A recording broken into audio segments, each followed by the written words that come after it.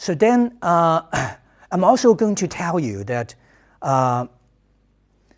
like William, this African boy, and many others, it's ordinary people, and we should learn from them.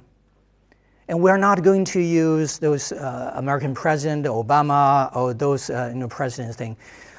Traditionally, when people are doing lecture in speech making, they mention or they use a lot of material from those presidents, but I don't.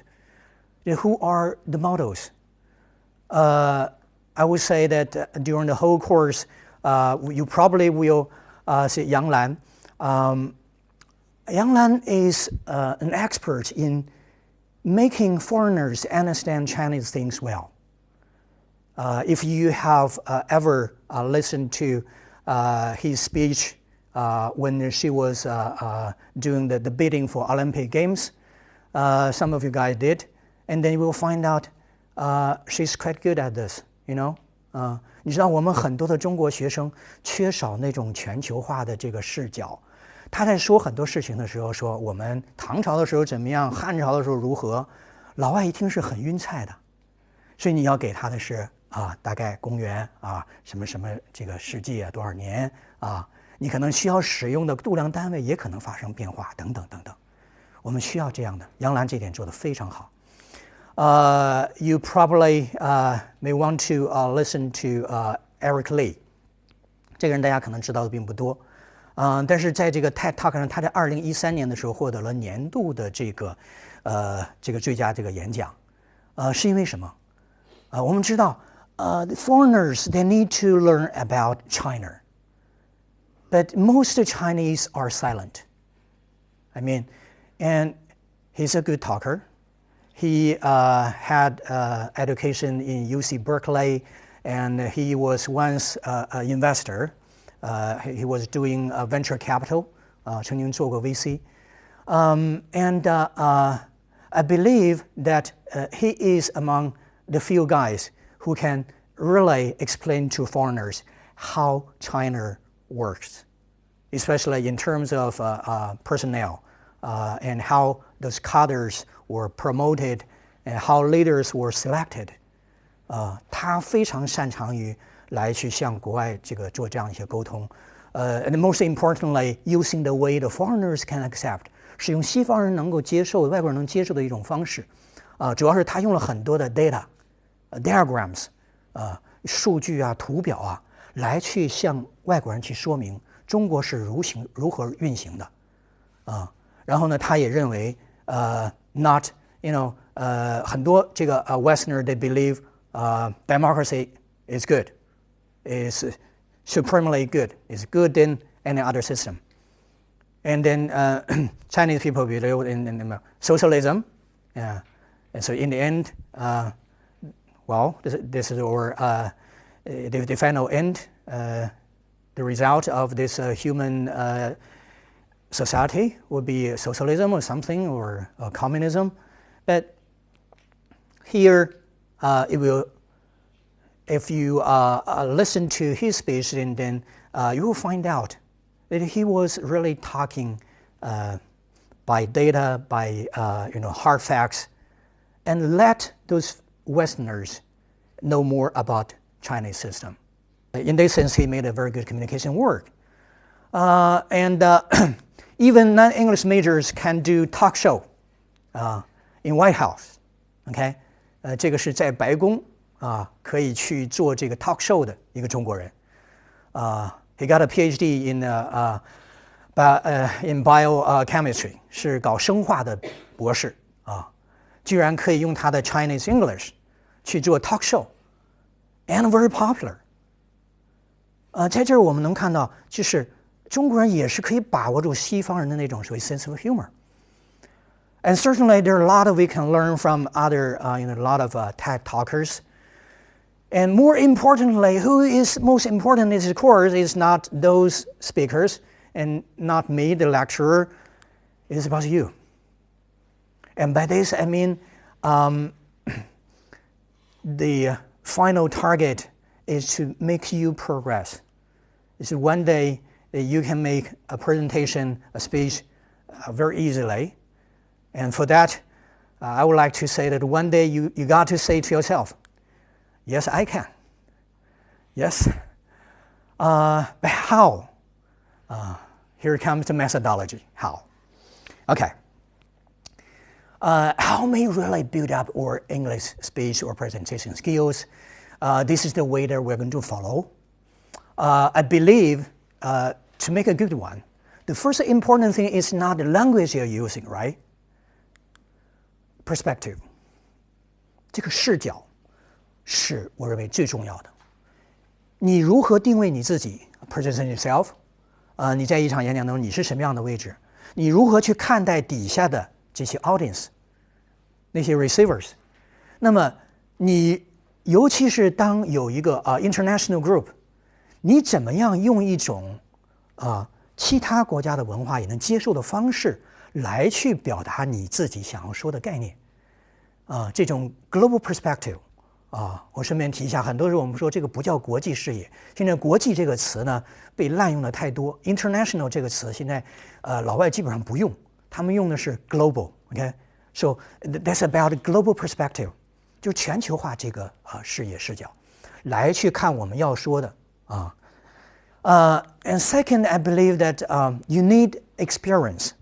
If not direct experience, that will be indirect experience, and that's out of your observation.不是直接的经验，那就是间接的。间接的这个需要你更多的去观察，然后总结分析。我们看他们做的怎么样好，他们怎么样来去表达幽默，他们怎么样来去开场白就吸引了所有人的这个注意力。我们要学习是这样一些，怎么样在结尾的时候又非常的铿锵有力，发人深省，要么在结尾的时候给人留下这个可以回味的东西。那么所有的这一些都是我们要学的那么在之后我认为在你写一篇演讲词之前 ，the thought， 就 how deep and how wide is your thought， 这个你的思维的深度广度，它决定着你有什么样的内容。And whether you got this critical thinking， 批判式的思维，这个词呢，西方人说的特别的多，很多中国人不在意。其实我们在说话的时候，实际上是有一些所谓的批判性的这种思维，实际上是可能说话的时候没有经过思考就做出了一些判断，那么可能在这个说话的时候那么在很多老外看来不够严谨我顺便告诉大家，在参加英文的面试无论是工作的面试还是这种留学的这个面试的时候。以及在同学们所写的这个 personal statement、PS， 在所有的这些东西当中，其实很多的外国老师他们所看的是你是否有这种 critical thinking， 是否有批判式的思维在里面。当然，这些东西也一定会反映在你的 speech 或 presentation 当中去的。Your language， 语言我觉得排在这个位置上是最合适的，这是它的应有的位置。那么它是你的这种英语演讲的口语的能力，我这边用的特殊用这个词，不是口语的能力，英语演讲口语。那么这是什么意思呢？这个英语演讲它使用的是一种是完全书面的 written style 的，还是那种这个 oral English 完全口头化的？是哪一种风格呢？同学们猜一猜。都不是，它是 right in the middle， 就演讲中使用的是半口语半正式的这是它的这个风格的这种特点那么肢体语言的一些表达我们也要了解否则的话你讲得非常好，但是看到底下一个印度人不停地摇头你会心里非常郁闷的但是这是他表示赞许的一种表示，你知道吗所以你要知道呢，这个肢体的语言的一些使用还有的时候我们会做出一些这种可能比如说像这样的一种姿势这个在很多文化上它就不被接受的但是你看到我们很多的那种这个poster 上边那人耍酷就要这样指一下你它是有文化的差异肢体的语言也要注意。那么还有一些 technique， 一些技术上的辅助的手段。那么现在的这个 PowerPoint slides， 你刚才其实看到了哪怕那个坦桑尼亚的那个非洲的小孩，那么其实他那个 PowerPoint slide 做的也很好很简洁有一些 image， 有很多这个东西，它就帮助你说了很多的事物picture paints 1,000 words一幅图能说1000句话。那么还有很多的一些 visual aids， 就是说我们使用的一些 data， 一些这个 diagram， 一些图表啊、数据啊这些。而这些东西是我们要有意识的，能够合理的去使用。那么这个恰恰就是能够使得你的 speech、你的 presentation 能够被所有的人接受的一个主要的一个原因。Okay? And then I'm going to tell you that this course is divided into 2 stages. Stage 1 will focus on those essential skills. Pronunciation, intonation, the cultural differences between China and other countries, and how you may use appropriate and powerful English language, and how you put up a global perspective in your speech, and how you may use those data or diagrams to support your argument. I mean, these are all necessary essential skills, and that can be used to many scenarios, many applications. And then in stage 2, we'll focus on some scenarios, like you're doing a introduction, a formal one, an informal one, or half formal or whatever, but you need a lot of self-introduction, different versions and different styles. And one figure told me that in your whole life, actually, when you speak English, especially for Chinese, 95% of the time when you speak English, you are doing self-introduction. 就是95%的说英语的人其实在说英语的时候，最主要做的事情就是在做自我的介绍。And interviews. These are actually we have a very high demand for interviews, either for a good job or for overseas study. And sometimes in your interview or in your presentation that you need to introduce about the company or the organization that you are working for.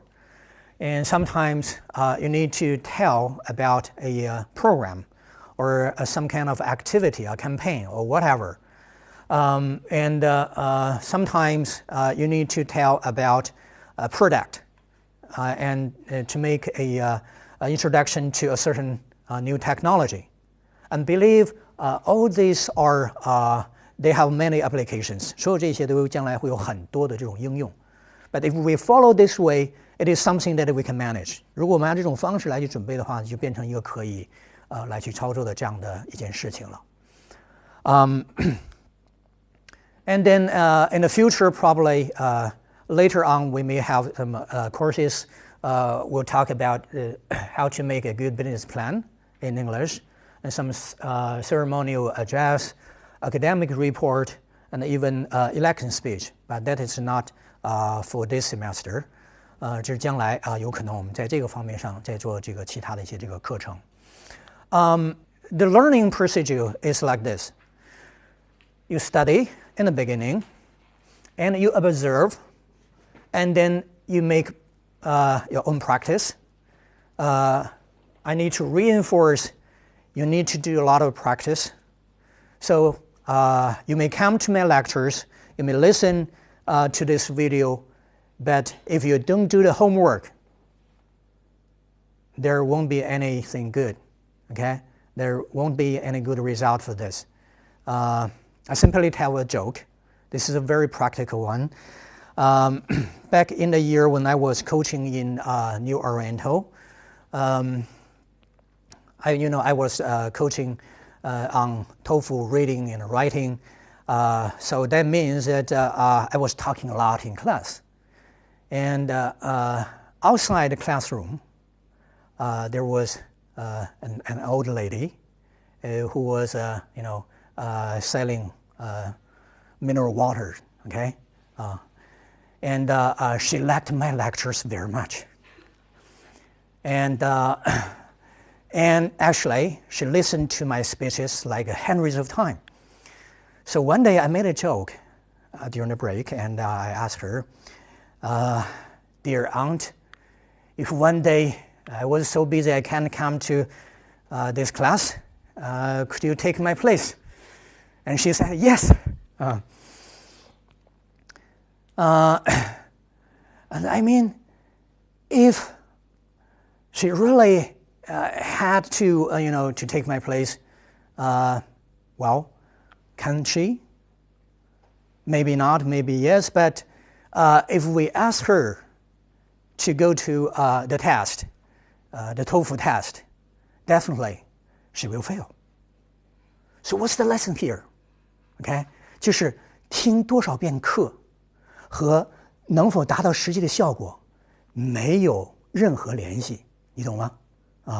所以听了100遍我的课程的那个卖水的老大妈，是完全有一天我相信她可以替我讲一堂课，但是一上到托福的考场上就彻底没戏了。